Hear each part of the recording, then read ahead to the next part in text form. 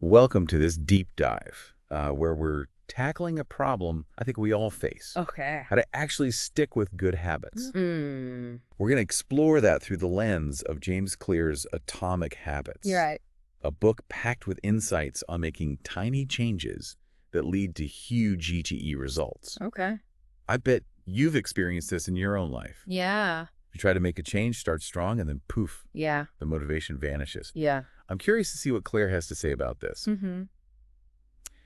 And to help me unpack it all, we've got our expert here who's ready to share some golden nuggets of wisdom from the book. I think one of the things that's so remarkable about the book is Yeah. Clear doesn't just tell us what to do. Right. He breaks down the why, like Okay. why it's so hard to form habits. Yeah. You know, he talks about our brains being wired for instant gratification Right. and how that's why those quick fix solutions never work. Yeah. It's about understanding those underlying mechanisms of habit formation. I like that.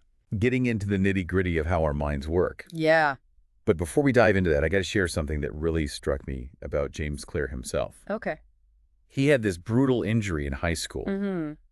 Broken nose, facial fractures. Wow. The kind of thing that could really derail you. Yeah. But he used tiny habits to rebuild his strength, ultimately becoming an academic All-American. Wow.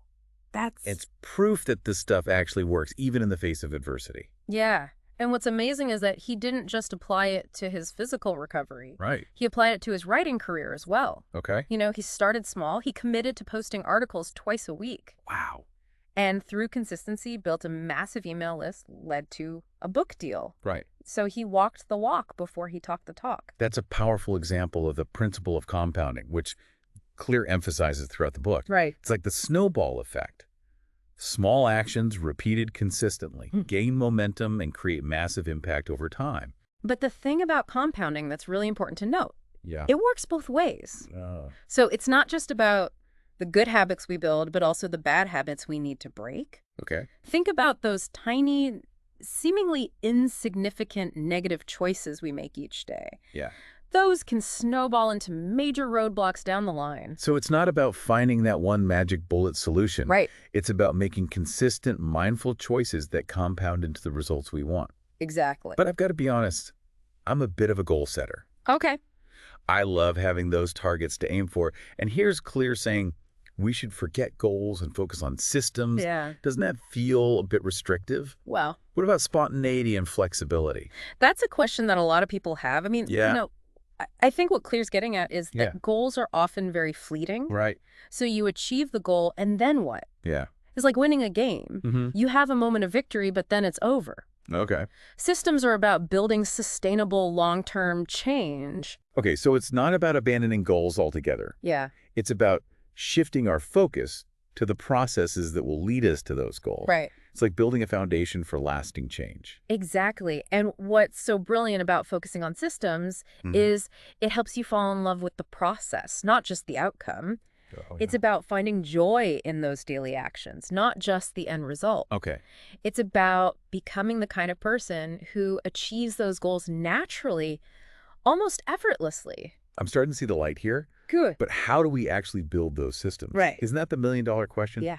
Clear offers a framework for doing just that. Okay. The 4 laws of behavior change. Mm-hmm. It's about making good habits obvious, attractive, easy, and satisfying, Okay. while making bad habits the opposite. Right. Let's start with make it obvious. Okay.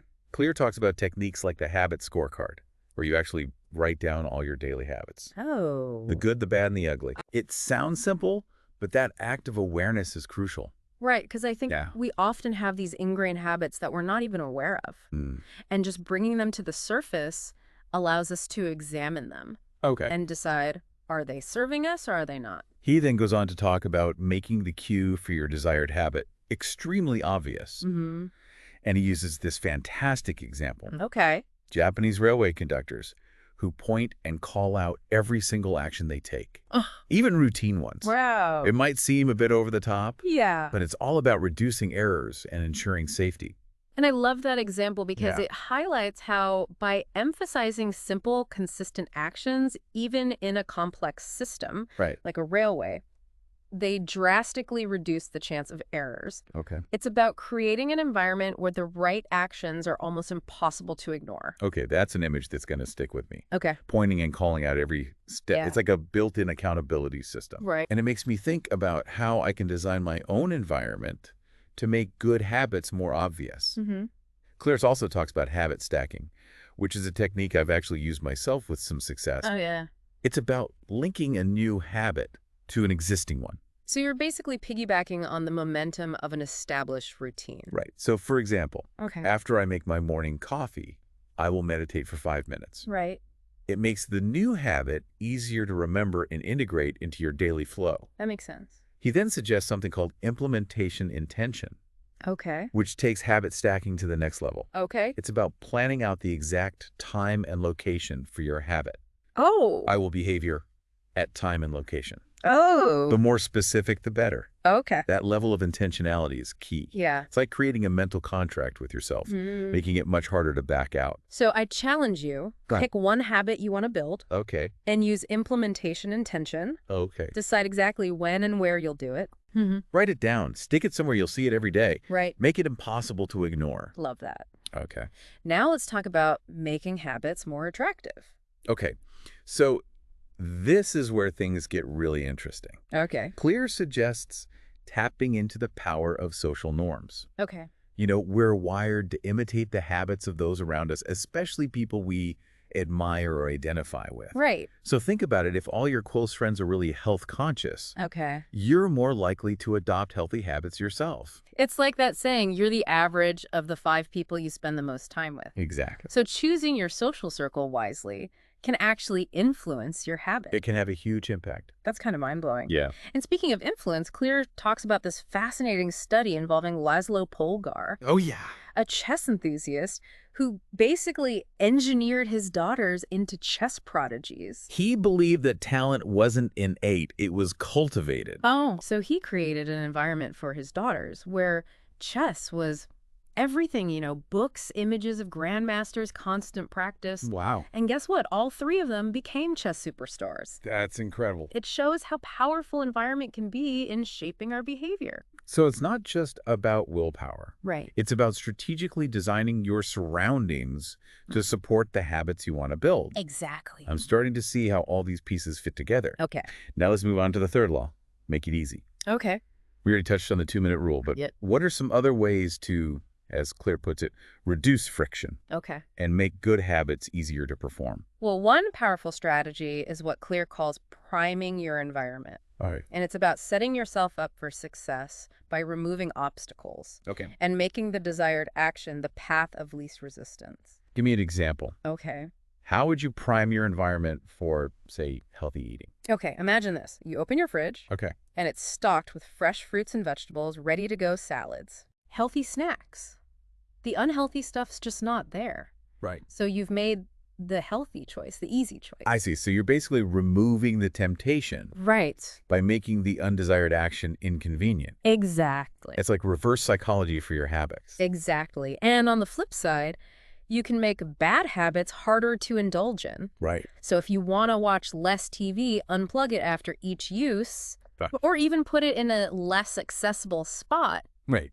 Increase the friction, Right. and you decrease the likelihood of engaging in that habit. Okay, I'm getting a serious aha moment here. Good. But what about those times when, even with all the right systems in place, Yeah. we just don't feel like doing the thing? Right. How do we deal with that lack of motivation? Yeah.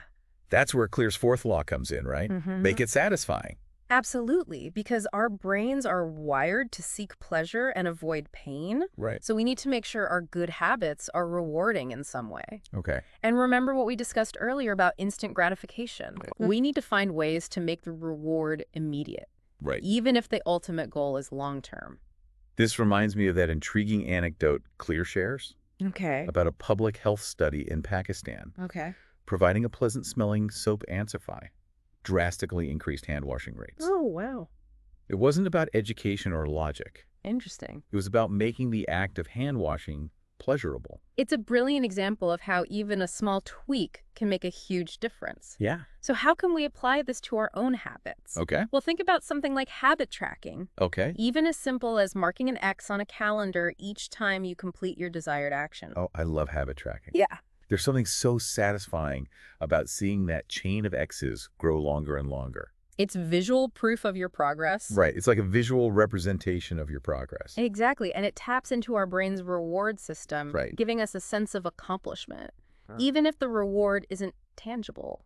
And let's not forget about the power of actual rewards. Okay. You know, give yourself a small treat after completing a week of consistent workouts. Mm-hmm. Or buy yourself that book you've been wanting. Right. After right. finishing a month of writing every day. Yeah, exactly. So I'm starting to see how all four laws work together Yeah. to create this powerful system for habit change. It's a framework for success.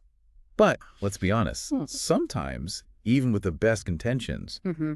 we fall off track. Right. Life gets in the way, old habits creep back in. It happens. How do we deal with those slip-ups? Yeah, that's where the concept of self-compassion comes in. Okay. You know, Clear emphasizes that setbacks are inevitable. Right. The key is not to beat yourself up about them. Mm-hmm. Don't let a single slip-up derail your entire progress. Okay. Acknowledge it, learn from it, Right. and get back on track as quickly as possible. It's not about striving for perfection. It's Okay. about progress over perfection. Exactly. That's a message I need to hear more often. I think we all do. You know, one concept I found particularly fascinating in the book is what Clear calls identity-based habits. Oh, yeah. It's about shifting our focus from what we want to do Okay. to who we want to become. This is where Clear's work goes beyond sort of surface-level habit hacking Right. and dives into the realm of personal transformation. So instead of saying, I want to exercise more, Yeah.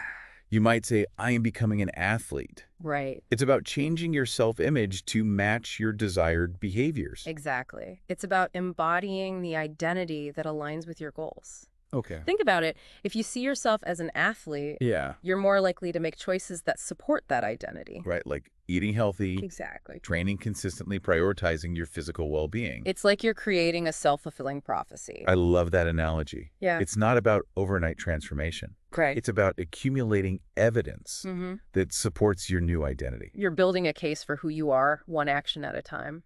Now, we've talked a lot about the practical aspects of habit change, but I'm curious about the science behind all of this. Okay. Clear mentions the habit loop, Hmm. which sounds pretty technical. Right. Can you break that down for us? Okay, so the habit loop is essentially a neurological feedback loop Okay. that explains how habits are formed and maintained. Okay. And it consists of 4 stages: Mhm. cue, craving, response, and reward.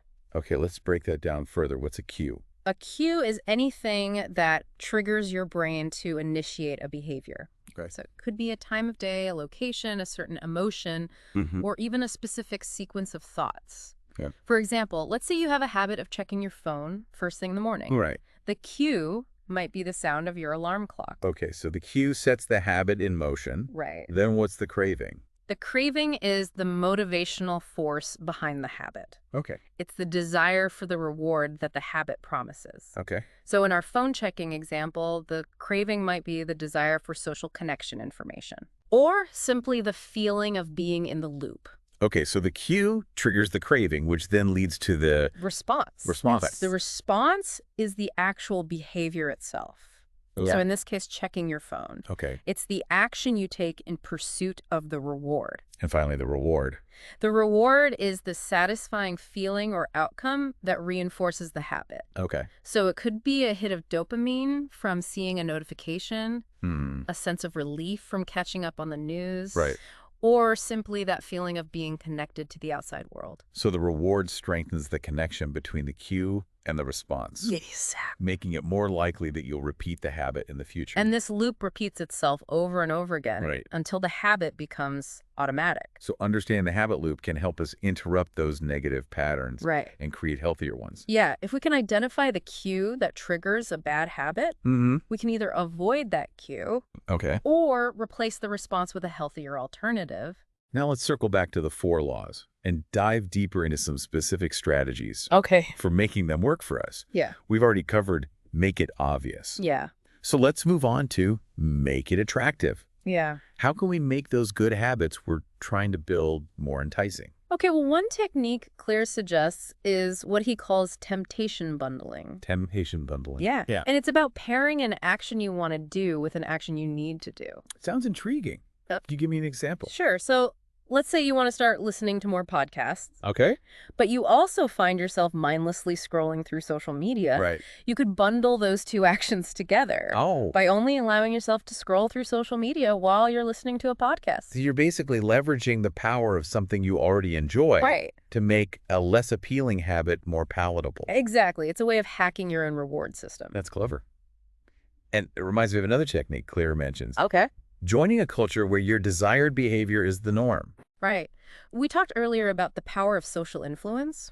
Surrounding yourself with people who share your values and your goals Right. can make it much easier to adopt those habits yourself. Yeah, it's like creating a built-in support system. Exactly. Okay, now I'm starting to feel motivated. Yeah. But let's get practical. Yeah. What are some specific strategies for making it easy? Okay. We already discussed the 2-minute rule. Right. But are there other ways to reduce friction Okay. and make good habits more accessible? Well, one powerful technique is to optimize your environment. Okay. And I'm not just talking about physical space. Right. This could involve decluttering your digital world, Okay. unsubscribing from emails that tempt you to spend money, Mm-hmm. or even customizing your phone's home screen to prioritize productivity apps. So it's about consciously shaping the digital and physical spaces where you spend your time Right. to make the desired actions easier to perform. I love that. Yeah. But I have to confess, I'm a bit of a tech junkie. I'm always looking for new apps and gadgets to make my life easier. Oh, yeah. Any recommendations for tools that can help us build better habits? Absolutely. There are countless apps and websites Right. that are designed to help us track our progress, stay motivated, and even automate certain tasks. Okay. For example, habit tracking apps like Habitica or Strides can turn your goals into a fun game, Wow. while mindfulness apps like Headspace or Calm can help you manage stress and improve focus. Those sound great. Yeah. I'm definitely going to check those out. Yeah. But what about those of us who prefer a more analog approach? Okay. Any low-tech tips for making habits stick? Definitely. Sometimes the simplest tools are the most effective. Right. A simple notebook Okay. can be a powerful tool for journaling, brainstorming, Yeah. or planning out your week. Sticky notes can serve as visual reminders, Okay. and a timer can help you stay focused on a task. I love those ideas. Yeah. Sometimes I think we get so caught up in the latest tech Yeah. that we forget about the power of these simple, tried and true methods. It's about finding what works best for you. Right. The key is to experiment and see what resonates with your personal style. Now let's talk about making it satisfying. Okay. We already touched on the power of rewards. Right. But are there other ways to ensure that our good habits are truly fulfilling?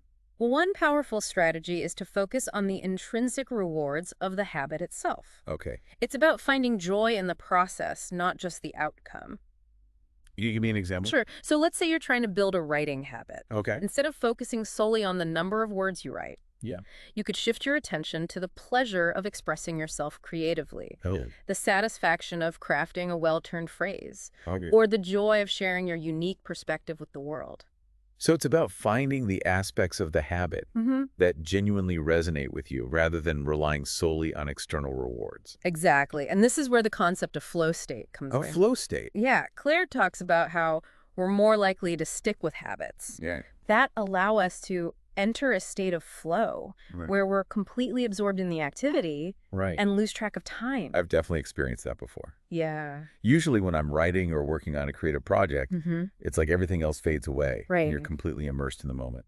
And research shows that we're more likely to experience flow Okay. when we're working on tasks that are challenging enough to engage us, Right. but not so difficult that they overwhelm us. That makes sense. Yeah. It's about finding that sweet spot where we're stretched but not stressed. Exactly. So if we want to make our habits more satisfying, we should aim for activities that have the potential to put us in a flow state. Absolutely. And we can also make our habits more rewarding Right. by celebrating our successes, no matter how small. Okay. You know, acknowledge your progress, Yeah. share your wins with others, and give yourself permission to feel proud of your accomplishments. I love that. It's so easy to get caught up in the what's next mentality Right. that we forget to appreciate how far we've come. Exactly. Celebrating those small wins can be a powerful motivator to keep going.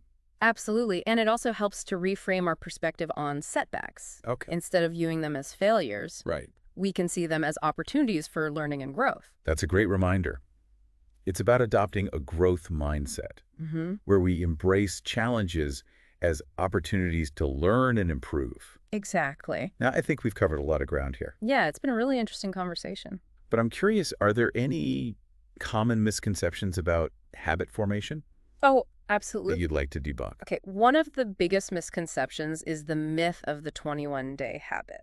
I've heard that one before. Yeah. Is it true that it takes 21 days to form a habit? Not necessarily the amount of time it takes to form a habit. Okay. Varies depending on the habit and the context. Okay. Some habits can be formed relatively quickly, Hmm. while others can take months or even years to become automatic. So there's no magic number. Right. Exactly. It's more about consistency and repetition Okay. than a specific time frame. Another misconception I've encountered is the idea that you have to be highly motivated Right. to build a habit. That's a common belief, but I it's got it. not entirely true. Okay. While motivation can be helpful, Yeah. it's not a prerequisite for habit formation. Ah. In fact, relying solely on motivation can be a recipe for disaster. Right. Because motivation ebbs and flows. So what's the alternative? The key is to make the habit as easy as possible to start, Okay. even when you're not feeling motivated. Right. This goes back to the principle of reducing friction. Right. If the action is easy and convenient, Yeah. you're more likely to do it, even if you're not feeling particularly inspired. That makes a lot of sense. Yeah. It's about creating a system that supports you even when your willpower is waning. Exactly. Are there any other misconceptions you'd like to address? Yes, another common misconception is the idea that you have to change everything at once. Oh, yeah. And this is what leads to overwhelm and burnout. I've definitely been guilty of that. Yeah. Trying to overhaul my entire life in one fell swoop. It's a common trap, Right. but the key is to start small. Yeah. Focus on building one habit at a time. Right. Once that habit becomes automatic, you can move on to another one. So it's about building momentum one small win at a time. Exactly. And this brings us to another important point. Okay. It's okay to be imperfect. Right. Perfectionism can be a major obstacle to habit formation. I think we all struggle with that to some degree. Yeah. The fear of not doing it perfectly prevents us from doing it at all. Exactly. But the key is to embrace imperfection as part of the process. Right. It's okay to slip up, to miss a day, to make mistakes. Yeah. The important thing is to learn from those experiences and get back on track. So it's about progress over perfection. Absolutely. And it's also about being kind to yourself throughout the process. Yeah. Celebrate your wins, acknowledge your struggles, and remember that you're human. That's a great reminder. Sometimes we need to give ourselves the same grace and compassion that we would extend to a friend. Exactly. And speaking of friends, Oh, yeah. let's not forget about the power of social support. Okay. Having someone to share your goals with, Yeah. to hold you accountable, and to cheer you on Right. can make a huge difference in your journey. Absolutely. Whether it's a friend, a family member, a mentor, or a coach, having that support system can be invaluable. It makes a big difference. Now, I'm curious, is there a specific type of habit Okay. that tends to be more challenging to change than others?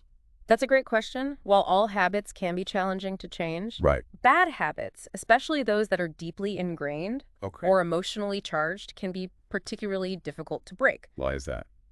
Well, bad habits often serve a purpose. Oh. Even if that purpose is ultimately detrimental, Okay. they might be a way of coping with stress, Right. numbing out uncomfortable emotions, Mm-hmm. or seeking pleasure or distraction. So it's not just about willpower. Right. It's about understanding the underlying motivation behind the habit. Exactly. And this is where the concept of root cause analysis comes in. Root cause analysis. Yeah, it's about digging deeper to uncover the underlying needs Okay. that the bad habit is trying to meet.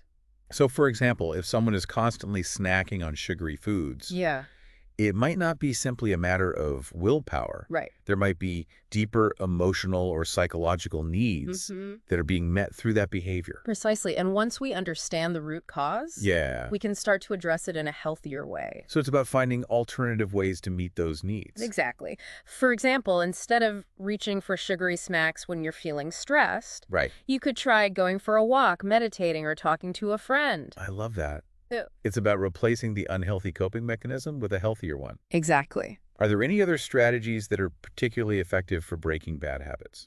One strategy that can be incredibly helpful is to change your environment. Okay. We talked earlier about how our environment can shape our behavior. Right. So if we want to break a bad habit, Yeah. we need to make it as difficult as possible to engage in that behavior. So if you're trying to quit smoking, Yeah. you might get rid of all the cigarettes in your house and avoid places where people smoke. Exactly. And if you're trying to reduce your screen time, Okay. you might put your phone in another room at night Right. or use an app to block distracting websites. It's about creating a space that supports your desired behavior Right. and makes it harder to slip back into old patterns. Exactly. And another strategy that can be effective is to find a substitute habit. Okay. Instead of just trying to stop doing something, Yeah. try replacing it with something else. So if you're trying to break a habit of snacking late at night, you might try replacing that habit with a relaxing activity, Yeah. like reading or taking a bath. Exactly. The key is to find something that satisfies the same need or craving, Right. but in a healthier way. That's a great tip. And it reminds me of something else Clear emphasizes in the book, Okay.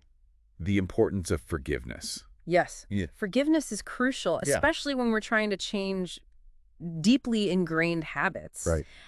It's so easy to get caught in a cycle of guilt and shame Oh, yeah. when we slip up. I think we've all been there. Yeah, We beat ourselves up for not being perfect, right. which just makes it harder to get back on track. Exactly. But the key is to remember that setbacks are inevitable. Right. Everyone makes mistakes. Yeah. The important thing is to learn from them and move on.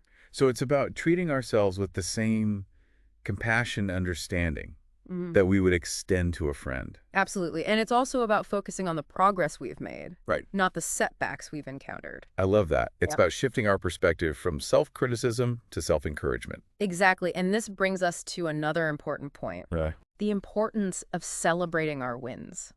Right. No matter how small, each victory deserves to be acknowledged and celebrated. I love that idea. It's Yeah. so easy to get caught up in the pursuit of the next goal Right. that we forget to appreciate how far we've come. Celebrating those small wins can be a powerful motivator to keep going. It helps us stay positive, Right. reinforces our belief in ourselves, Right. and reminds us that we're capable of change. That's a great point. Sometimes we need to remind ourselves that we're on the right track, even when the journey feels long and challenging. Absolutely. And speaking of challenges, Yeah. let's talk about some of the common obstacles that people face Okay. when trying to build better habits. Okay. One of the biggest challenges is, as we discussed earlier, lack of motivation. Right. Motivation can be a fickle friend. It can. One day we're feeling inspired and ready to conquer the world, Yeah. and the next day we can barely drag ourselves out of bed. Exactly. How do we deal with that inconsistency? One strategy that can be helpful is to find your why. Find your why. Yeah, why is this habit important to you? Okay. What are the benefits of achieving it? Okay. Connecting with your values and your deepest motivations can provide a powerful source of inspiration. So it's about going beyond the surface level goal Yeah. and tapping into something deeper. Exactly. It's about finding that intrinsic motivation Yeah. that will sustain you even when the going gets tough. I love that. Yeah, It's about finding a reason that resonates with your soul, not just your to-do list. precisely. And another strategy that can be helpful is to set realistic goals. Okay. If your goals are too ambitious, you're more likely to get discouraged and give up. That's a trap I've fallen into many times. Yeah, Setting the bar so high that I end up feeling overwhelmed and defeated. it's a common mistake. Right. Right. But the key is to start small. Yeah. Focus on building one habit at a time Okay. and to celebrate each victory along the way. So it's about breaking down those big, audacious goals into smaller, more manageable steps. Exactly. And it's also about being patient with yourself. Okay. Change takes time. Right. Don't expect to see results overnight. That's a great reminder.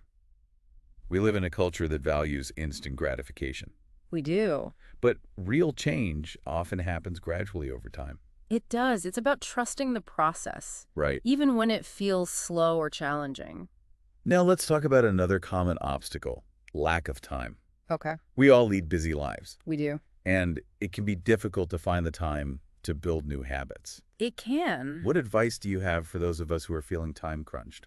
Well, one strategy that can be helpful is to schedule time for your habits, Okay. just like you would schedule any other important appointment. So instead of hoping that you'll magically find the time, Right. you actually block it out in your calendar. Exactly. Make it a non-negotiable part of your day. That's a great tip. And it reminds me of something else Clear emphasizes in the book. Okay. The power of environment design. Mm-hmm. If we want to make time for our habits, Yeah. we need to create an environment that supports them. Precisely. This could involve decluttering your workspace, Right. turning off notifications, or finding a quiet place to work. It's about removing those distractions and creating a space Right. that's conducive to focus and productivity. Exactly. And another strategy that can be helpful is to break down your habits Okay. into smaller, more manageable chunks. Okay. Even a few minutes each day can make a difference. So instead of trying to fit in an hour-long workout, Yeah, you might do 10 minutes of exercise here and there throughout the day. exactly. It's about finding those pockets of time and making the most of them. That's a great reminder. We often overestimate what we can accomplish in a short period of time. We do, and this brings us to another important point. Okay. The importance of being consistent. Okay. The key to habit formation is repetition. Right. The more you repeat a behavior, the more likely it is to become automatic. So even if it's just a few minutes each day, Mm. the key is to show up consistently. Consistency is key. Now let's talk about another challenge that can derail our efforts. Yeah. Distractions. Okay. We live in a world that's constantly vying for our attention. We do. How do we stay focused on our goals amidst all the noise? That's a great question, and it's a challenge we all face Yeah. in today's hyper-connected world. Right. One strategy that can be helpful is to create a distraction-free environment. Okay. This might involve turning off your phone, closing your email, or finding a quiet place to work. So it's about creating those boundaries between our work time and our leisure time. Exactly. And it's also about being mindful of the distractions we allow into our lives. So for example, if we're constantly checking social media or watching TV, Yeah. we're essentially training our brains to be distracted. Precisely. We're creating those neural pathways that make it harder to focus. That's a sobering thought. So if we want to improve our focus, we need to be more intentional about the information we consume Right. and the activities we engage in. Absolutely. And another strategy that can be helpful is to use technology to your advantage. Oh, okay. There are apps and websites that can help you block distractions Right. and stay focused. So we can use technology to fight technology. Exactly. It's about using the tools at our disposal to create a more supportive environment. That's a great tip. Huh. I'm definitely going to explore some of those tools. Now let's talk about a challenge that can be particularly insidious: negative self-talk. Ah, yes. The inner critic. Mm. That voice in our heads that tells us we're not good enough, that we can't do it, that we're going to fail. I think we all struggle with that to some degree. It can be so discouraging. Absolutely. And it can be a major obstacle to habit formation. You know, if you're constantly telling yourself that you can't do something, you're more likely to give up. So how do we silence that inner critic? One strategy that can be helpful is to practice positive self-talk. Remind yourself of your strengths and your accomplishments. Focus on the progress you've made, not the setbacks you've encountered. So it's about shifting our internal dialogue from self-criticism to self-encouragement. Exactly. And it's also about being mindful of the messages we're consuming from the outside world. So, for example, if we're constantly bombarded with images of perfect bodies or successful people, Yeah. it can be easy to internalize those messages and start to feel inadequate. Precisely. It's important to be aware of the messages we're exposing ourselves to and to cultivate a healthy skepticism towards those that don't serve us. That's a great reminder. We need to be more discerning about the information we allow into our minds. Now let's shift gears and talk about some resources that can help us build better habits. Okay. Let's start with books. Are there any books besides Atomic Habits, of course, Yeah. that you'd recommend on this topic? Absolutely. There are countless books on habit formation, motivation, and self-improvement. Some of my favorites include The Power of Habit by Charles Duhigg, Okay. Mindset by Carol Dweck, Mm-hmm. and The 7 Habits of Highly Effective People by Stephen Covey. Those are all classics. I've read a couple of those myself and found them incredibly helpful. What about podcasts? Are there any podcasts that you listen to that you'd recommend to our listeners? Oh, definitely. There are so many great podcasts out there. Some of my favorites include The Happiness Lab, Okay. The Tim Ferriss Show, and Hidden Brain. Those are great recommendations. I'm a big fan of podcasts myself. There's such a convenient way to learn and grow while you're on the go. Now let's talk about apps. We touched on this earlier, but are there any specific apps that you'd recommend for building better habits. Absolutely. As we discussed before, there are tons of apps out there that can help you track your progress, stay motivated, and automate certain habits. Some of my favorites include Habitica Strides, Headspace, Calm, and Freedom. Those are great suggestions. I'm definitely going to try out some of those. Now, let's talk about a resource that's often overlooked, people. Yes, people are such a valuable resource. Whether it's friends, family members, mentors, or coaches, having a support system can make a huge difference in our journey. Absolutely. Talk to your friends, your family members, your mentors. Ask them for advice or support. So it's about building a community of people who are on a similar path. Exactly. We don't have to go alone. There are people out there who are going through similar challenges and who can offer encouragement and guidance. That's a great point. Sometimes we just need someone to remind us that we're not alone and that we're capable of achieving our goals. Now, as we wrap up this deep dive, are there any final thoughts you'd like to share with our listeners? Yes. Remember, building better habits is a journey, not a destination. It's a process of continuous improvement. There will be ups and downs along the way, but don't give up. The rewards of building better habits are worth the effort. You can achieve anything you set your mind to. Now let's leave our listeners with a final challenge. Okay, what is it? Choose one habit that you want to improve, write down your goal, create a plan, and take action. You've got this. I love that challenge. Yeah. It's a great reminder that we have the power to shape our lives one small habit